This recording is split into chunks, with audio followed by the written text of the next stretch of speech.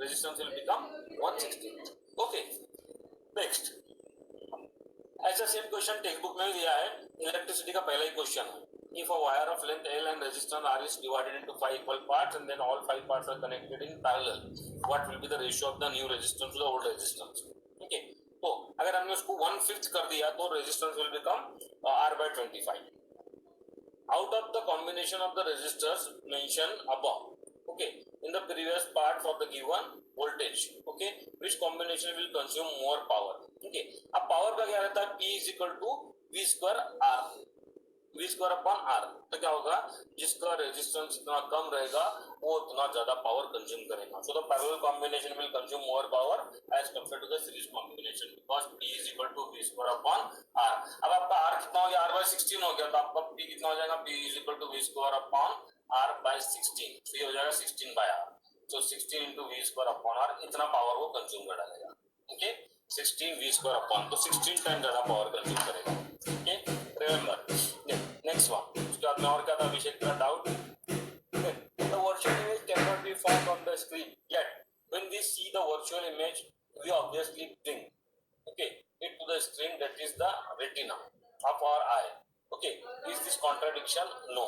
Okay, क्या होता है यहाँ पर अभिषेक? कि see, जब when you stand in front of the mirror, your virtual image will be formed in the mirror, but that virtual image in the mirror act as the object for your eyes.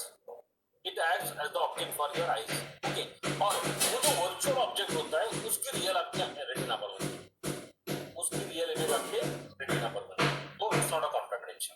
Okay, virtual image can not be obtain on the screen, लेकिन क्या होता है कि आप जिस चीज को देख रहे हो मिरर के अंदर वो आपकी बॉडी की वर्चुअल इमेज जरूर है, लेकिन आपकी आंख के लिए वो ऑब्जेक्ट का काम कर रही है. तो it's a virtual object, not a virtual image. Okay, और उस वर्चुअल ऑब्जेक्ट की रियल इमेज आपकी आंख पर बन जाएगी. So there is no contradiction. Okay, next one. Is it possible for a lens to act as a divergent lens in one medium and convergent lens in another medium? बिल्कुल ऐसा होता है. Okay, ऐसा बिल्कुल हो जाएगा.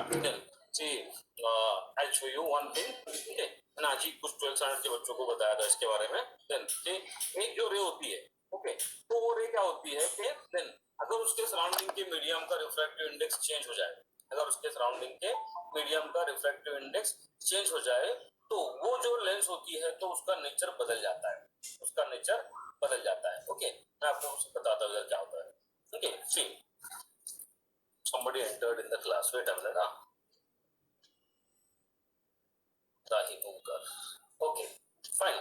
जो यहाँ देखो क्या होता है. ये नहीं था, दूसरा था शायद.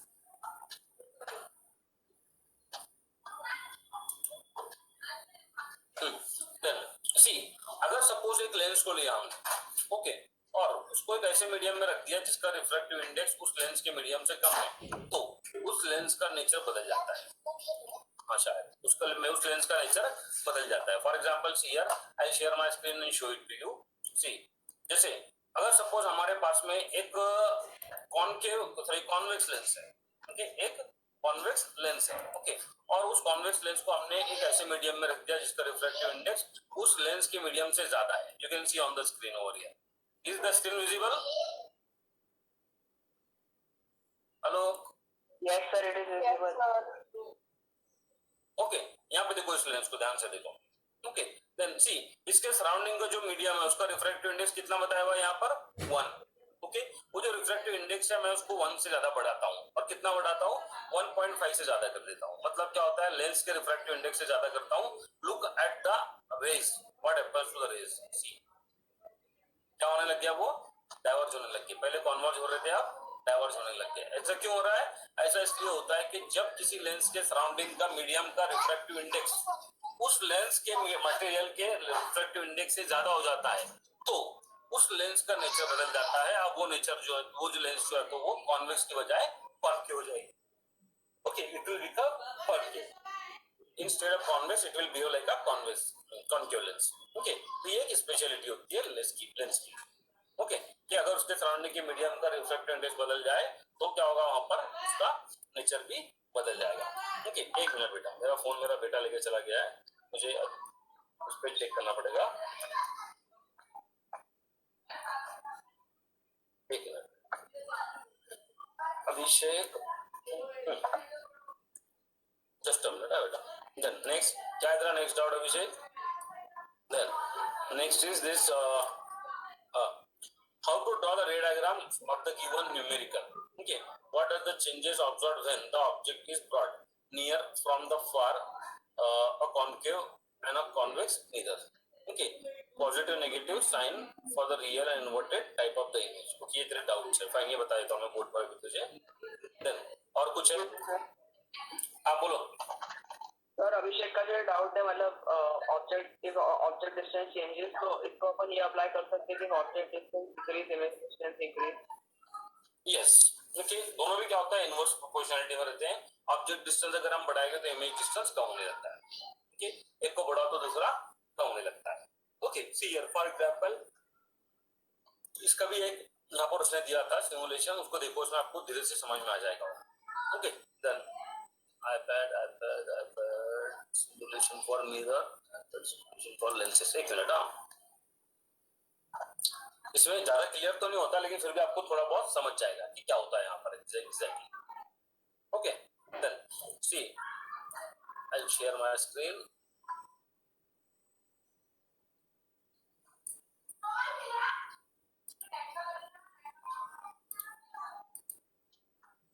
Okay, look at this. See यहाँ पर आपको लेंस दी हुई है. ओके, यहाँ पर आपको ऑब्जेक्ट रखा है. देन इधर इस साइड में इमेज है. Okay, look at the image. I am taking the object away. When I take the object away the size of the image goes on decreasing. और वो क्या होता है, it come closer to the lens. Okay, अब मैं उल्टा करता हूँ. I will bring the object closer to the lens. तो क्या होगा, see image will become bigger and it will move away. It will move away. इस तरीके से क्या होता है कि अगर ऑब्जेक्ट डिस्टेंस को बढ़ाए तो इमेज डिस्टेंस कम होता है, इमेज डिस्टेंस को बढ़ाए तो ऑब्जेक्ट डिस्टेंस कम होता जाता है. ओके, और फाइनली क्या होता है, it becomes a virtual image. Finally it becomes a virtual image. तो इस तरीके से क्या होता है कि इमेज डिस्टेंस बढ़ता तो ऑब्जेक्ट डिस्टेंस कम होता, ऑब्जेक्ट डिस्टेंस बढ़ेगा तो इमेज डिस्टेंस कम होता चला जाएगा. Okay, they are inversely proportional to one another. Okay, next और क्या था, ये दामा किधर गया, Yashraj?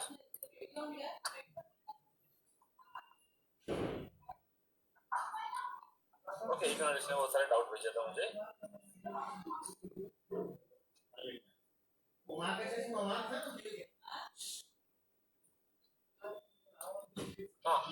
Both the spherical mirror and the spherical lens have the focal length of minus 15 centimeter.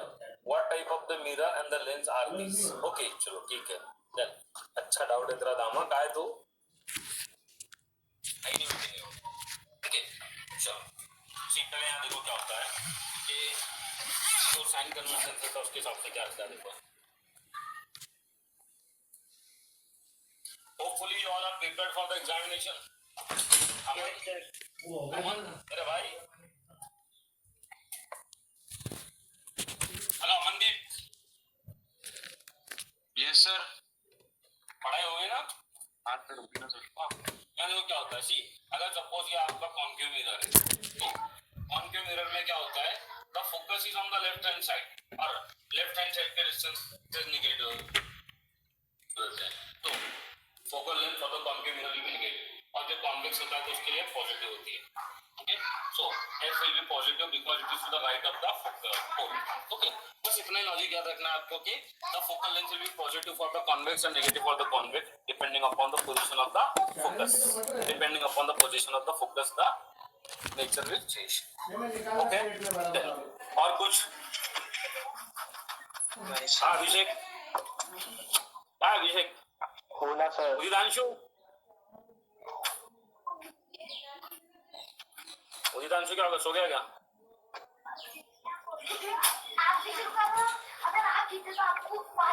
एक मिनट, इंदर थोड़ा अभिषेक क्या हो, दो चार क्वेश्चन बाकी थे उसको देखता हूँ.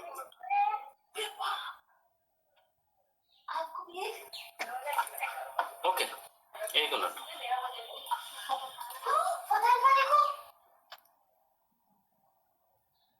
If the current through a resistor is increased by 100%, okay, assume the temperature remains unchanged, the increase in the power dissipated will be. Okay, then see, क्या क्वेश्चन है, if the current in the resistor is increased by 100%, तो power कितना change हो जाएगा, उसका power में कितने percent increase होगा. So what is your power? Your power is equal to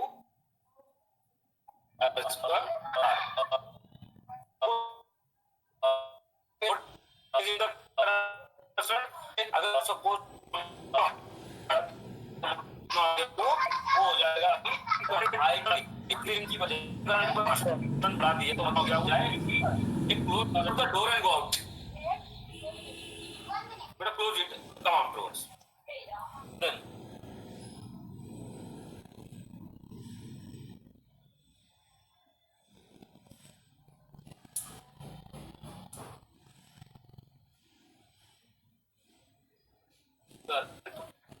increase by 300 question जो रहता है ना वो आपको कंफ्यूज करने के लिए दिया होता है ओके वो आपको ये भी बोल सकता है कि करंट को डबल कर दिया है मगर उसने करंट को डबल नहीं बोल के क्या बोला आपको करंट इज इंक्रीज बाय 100% मतलब कितना हो गया डबल हो गया तो how much percent power will change तो आपका पावर जो है तो वो P से 4P हो गया तो आपको लगता है कि ये बढ़ गया 4 टाइम्स 400% वो अभी 400% हुआ है तो इंक्रीज कितना हुआ है 300% increase will be 300%.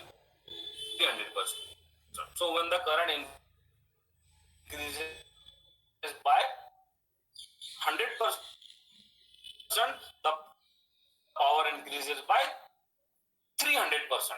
Remember it. Okay? Question को समझना एग्जामिनर किस तरीके से लिखना चाहता है become from I to 2I तो power will become from P to the power will increase by 300. Okay? Next question. ठीक है सर Yes. सर ये वाले क्वेश्चन पर रेजिस्टेंस तो भी तो है रेजिस्टेंस को कैसे कंसीडर करेंगे बेटा आवाज नहीं आ रही संतोष तू टाइप कर क्वेश्चन यस सर ओके कुछ भी सुनाई दे रहा तेरी आवाज ना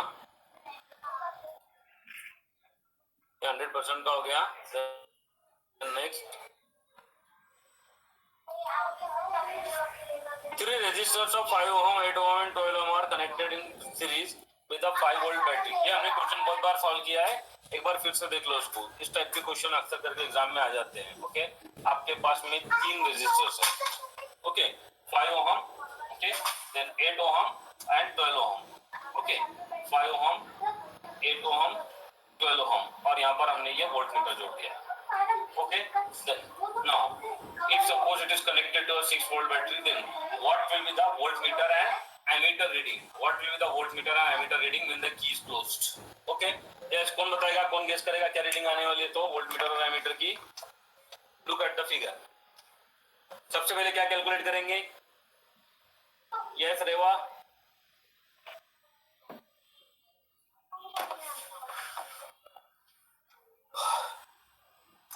एक मिनट बेटा संतोष Sir, I can't see the figure. It's blurred. दिख नहीं रहा मतलब बोर्ड चमक रहा है नहीं सर, blurred है.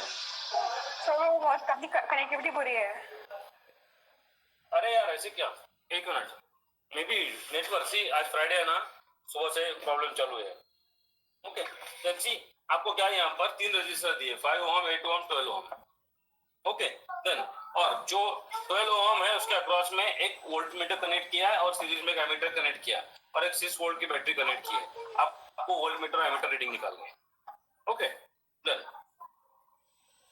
यस सी यार something what was the formula Sir, for अभी द clear है. अभी क्लियर हो गया यस सर ओके ये संतोष इधर देख पहले what was power is equal to r square r okay तो उसने क्वेश्चन में क्या दिया आपको कि the current through the resistance is increase by 100% मतलब रेजिस्टेंस वही है सिर्फ करंट को डबल किया है तो नया पावर कितना हो जाएगा तेरा 2i whole square into r so it will be equal to how much 4i square r what is i square r p so that's why p dash will be equal to 4p इस तरीके से हुआ था yes sir okay then तो यहाँ पर क्या होगा सबसे पहले निकालेंगे आप equivalent resistance RS what is RS RS is equal to 25 okay आपका RS निकल गया उससे निकालो current I is equal to how much 6/25 so कितना आएगा 6/25 देन सॉल्व करो इसको यस 0.24. 0.24 24. 0.24 yes sir 24.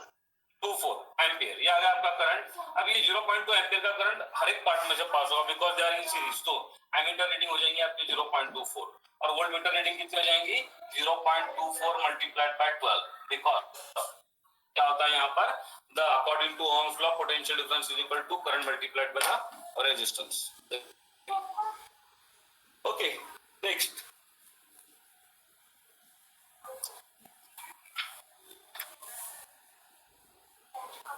ओके हाँ अभिषेक ये क्वेश्चन था जरा। देन सपोज एक रे ऑफ लाइट है, वो एक मीडियम से दूसरे मीडियम में जा रही है, उसका एंगल ऑफ इंसिडेंस 45 डिग्री है और एंगल ऑफ रिफ्रैक्शन 60 डिग्री है, तो उस सेकंड मीडियम का रिफ्रैक्टिव इंडेक्स क्या रहेगा with respect to first medium.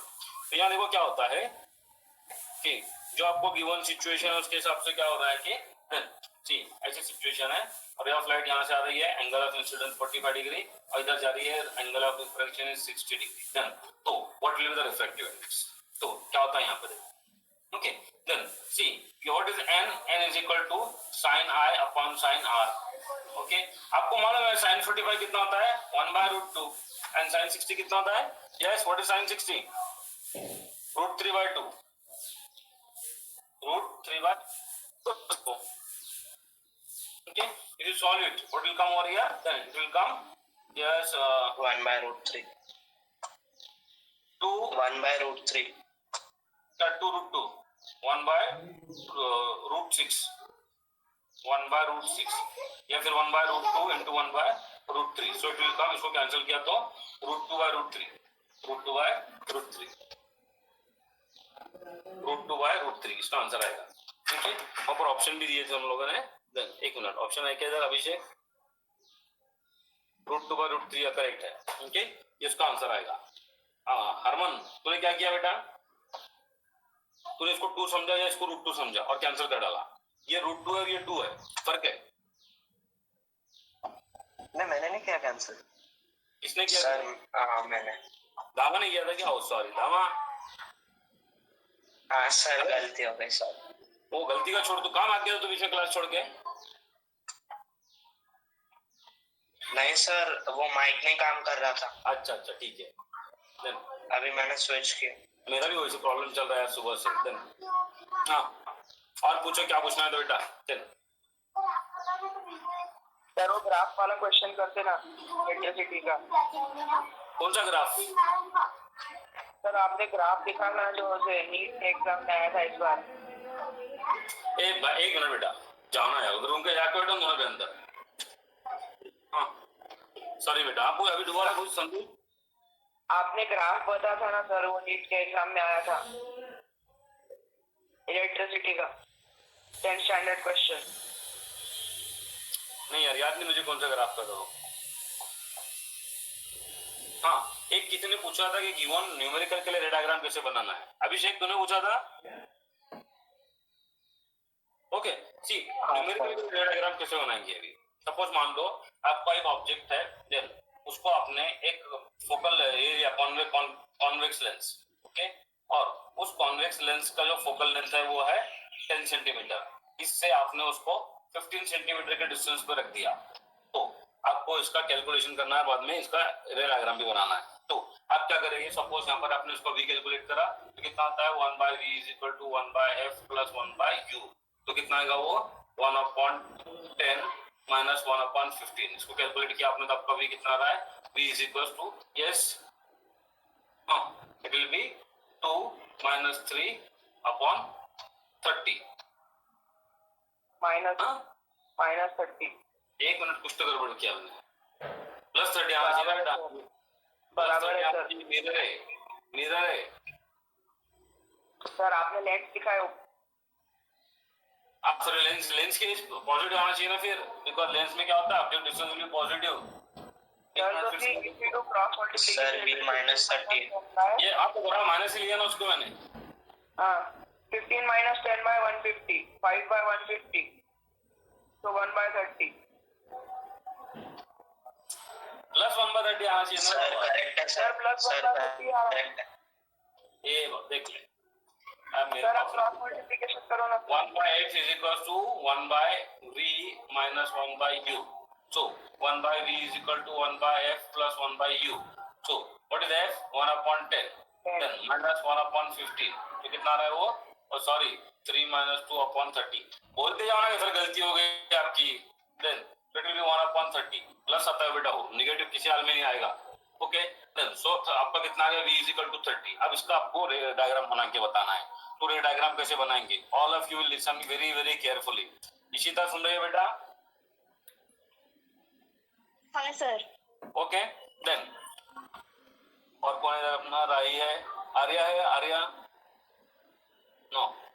Then सी यहाँ पे क्या होता है कि जब ये आपने लेंस बनाए देन तो पहले यहाँ पर लेंस बना लो, एक कुछ भी डिस्टेंस कुछ भी फोकल लेंथ लेकर। देन अब क्या याद रखना है आपको, देखो यहाँ पर देन सी आपका v आ गया 30 ओके और u है 15 ओके, f है 10 मतलब आपको जो टोटल लाइन आने वाली है वो कितनी होनी चाहिए, कम से कम 50 सेंटीमीटर की होना चाहिए। अब 50 सेंटीमीटर की लाइन तो बना नहीं सकते हम, तो हम क्या करेंगे, उसको स्केलिंग करेंगे। ओके हम लेते हैं कि 1 unit = 5 centimetre, 1 unit = 5 centimetre okay, और हम ऐसे इसके ऊपर पॉइंट बनाते हैं। ओके 1 यूनिट = 5 सेंटीमीटर, तो मेरा फोकस लेंथ यहाँ पर आ जाएगा। ओके देन मेरा ऑब्जेक्ट यहाँ पर आ जाएगा। ओके ये मेरा ऑब्जेक्ट आ गया। ओके और मेरा इमेज इधर कितना आएगा, 1 2 5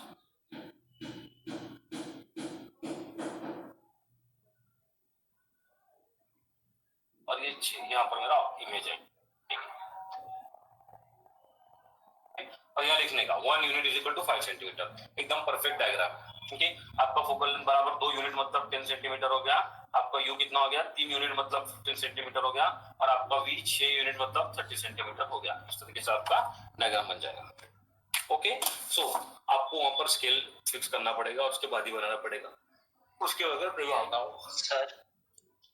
सर पहले इमेज और ऑब्जेक्ट बना और फिर बाद में वो रे नहीं ये तेरा मैनिपुलेशन करना ही पड़ता है, लेकिन क्या होता है कि ये दिखना चाहिए प्रोपोर्शनलिटी में कि ये इससे डबल है या ये इससे डबल है, ऐसे दिखना चाहिए। ओके नहीं तो उसको कोई मतलब नहीं है। ओके देन और अगर हमने सिस्टमेटिक बनाया कोई डाउट नहीं रहता उसका। ओके और कुछ, यस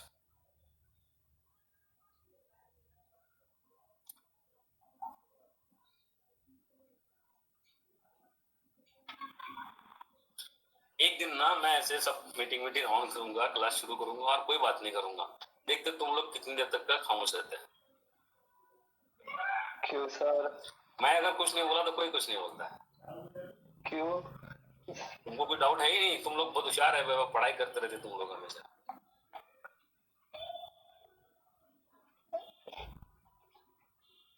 अरे पूछो कुछ, नहीं तो बोलोगे सर ये पढ़ा दो तो मैं पढ़ाता हूँ।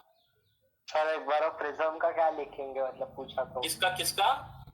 प्रिज्म मतलब प्रिज्म का जो एक्टिविटी है वो रेक्टेंगुलर ग्लास स्लैब और प्रिज्म का। सी जो प्रिज्म का है, प्रिज्म को तो सिंपल रहता है कि when light passes through the prism okay then तो वो 2 बार डेविएट होता है देन, और दोनों भी बार में क्या होता है कि वो ब्रॉड पार्ट की तरफ बेंड होता है। तो दोनों भी बार ब्रॉड पार्ट की तरफ बेंड होने की वजह से क्या होगा कि यहाँ पर ऐसे स्ट्राइक करेगा, फिर यहाँ से इधर जाएगा और यहाँ से इधर जाएगा। तो the ray which was supposed to go in this direction goes in this direction. तो यहाँ पर क्या होगा, एंगल ऑफ डेविएशन आएगा, angle of prism, then angle of incidence, angle of emergence, and you know that this angle I plus angle E is equal to angle A plus delta. Then आपको सिर्फ इतना याद रखना है कि when the light passes through the prism, it bends twice, and both the time it bends towards the base of the prism or the broader part of the prism. दोनों भी बार उधर ही bend होता है। Okay? Then और उसके बाद में function पहले इसका देख लो, ग्लास स्लैब का।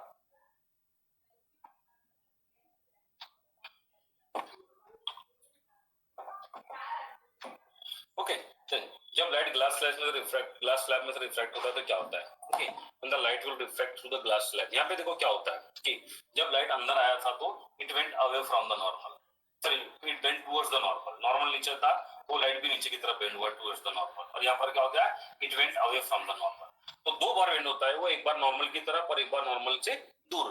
बट उसके ज्योमेट्री की वजह से क्या होता है कि then both the time it bends in the same direction, both the time it bends in the same direction. लेकिन अगर सपोज आपने यहाँ पर अभी एक ग्लास स्लैब को देखा, तो ग्लास स्लैब के केस में क्या होगा कि in case of the glass slab then see the ray of light it will come and it will strike the glass slab over here, then इसके बाद में क्या होगा, it will bend and okay it will go bend towards the normal and it will go to the other parallel edge, और other parallel edge पर से क्या होगा, फिर से वो it will bend away from the normal and go in this direction। इस तरीके से क्या होता है कि when this ray of light pass through the glass slab it bends twice, एक मर्तबा towards the normal and एक मर्तबा away from the normal, okay, and because of this what will happen, then it becomes parallel to the principal axis, okay। जितने angle से वो इधर bend हुआ था उतने ही एंगल से वापस उसकी डायरेक्शन में बेंड हो जाता है, जिस वजह से क्या होता है कि it becomes parallel to the principal axis, okay. या फिर आप ऐसा भी लिख सकते हो कि this exterior alternate angle are equal, the emergent angle and the interior angle, sorry the incident angle are equal and they are the exterior vertical exterior alternate angles, that's why the lines are parallel, that's why the lines are parallel। इस तरीके से उसका answer लिख सकते हैं। Hello, अब क्या होता है कि when the light passes through the prism it disperses, but when it passes through the glass slab it does not disperse। तो क्या होता है कि when it passes through the prism, okay, that time what will happen, then at the first inclined surface the light will bend,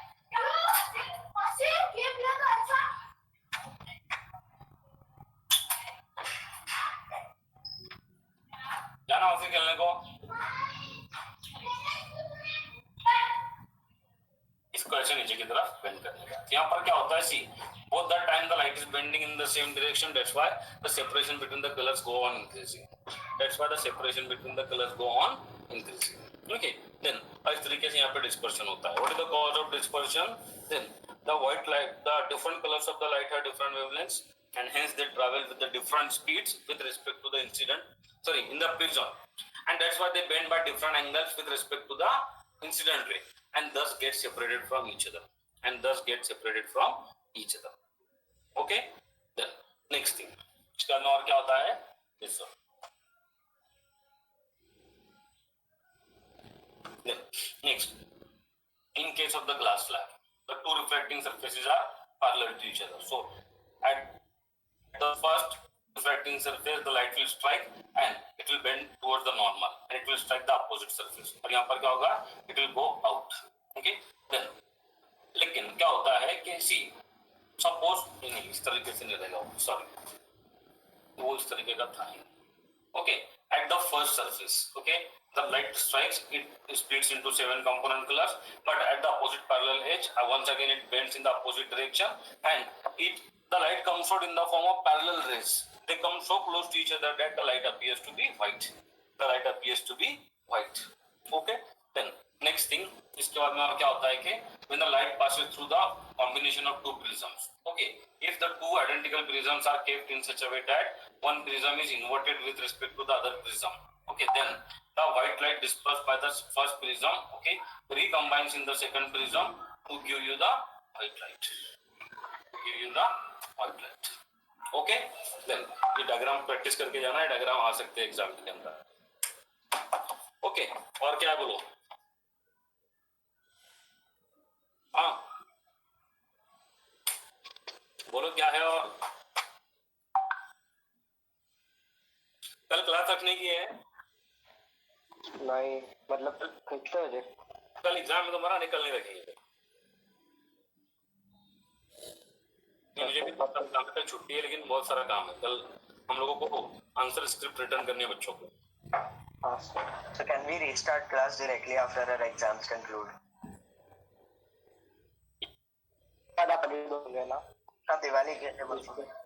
Diwali में सिर्फ 5 दिन छुट्टी रहेगी दिवाली के वक्त में, बाकी दिन नहीं रहेगी छुट्टी। 5 सिर्फ? हाँ सर चलेगा। बेटा क्या होता है मालूम है क्या, देन जब अपना एग्जाम चल रहा तो अपन कोशिश करेंगे कि दिवाली के अंदर जो बचा कुचा पोर्शन भी है वो सब कंप्लीट हो जाए, ओके। तो फिर कैसे होता है कि दिवाली के बाद में सिर्फ टेस्ट का ही काम रहता है, ओके। तो फिर अगर हमारे लिए पॉसिबल हुआ तो हम सोशल डिस्टेंसिंग के साथ में लाइव टेस्ट लेना शुरू कर देंगे, ओके।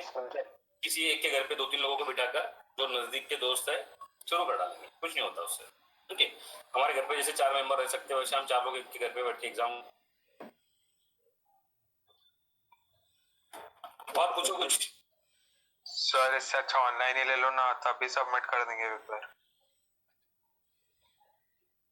1 घंटे की लो, 1 या 2 घंटे, और तभी सबमिट कर देते पेपर लगेज। देखते हैं फिर क्या करना है तो। ओके, देन जिसको आना है लाइव क्लास के लिए वो लाइव के लिए आ सकता है, जिसको नहीं आना है तो ऑनलाइन दे सकता है। देन और कुछ है?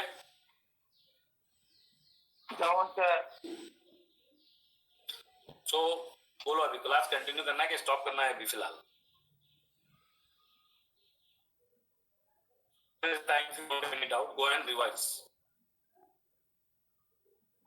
Yes sir. ओके, और अगर डाउट हो तो मुझे मैसेज कर दो। हाँ sir. Yes sir. Okay, so I will stop the class now. Yes sir.